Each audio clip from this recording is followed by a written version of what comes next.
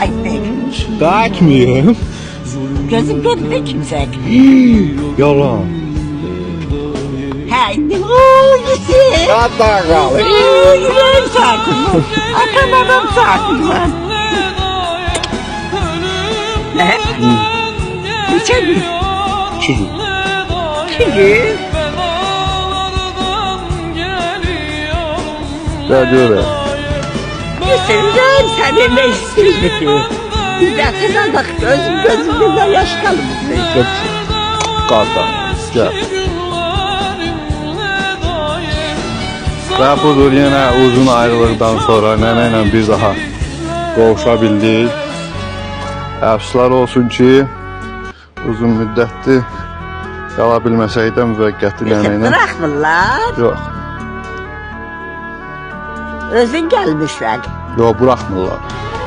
Bırakmırlar belə.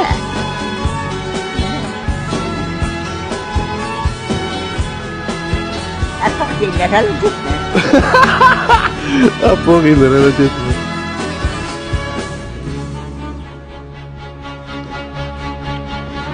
Çayını götürün onlara dedim. Sana aynen sana. Lalanın kızı buradaydı. Ha. Yoktu. Dedim Gidin. görüşecek. Evlerine git be. Oktay gildədi. Yok, gedib takilə gildi. Dayandı be. Ayy. Uşaqdı da. Gel gel. Çok yerlə gitmə hələ. Gitmeyeyim. Düşündükçe aklar düştü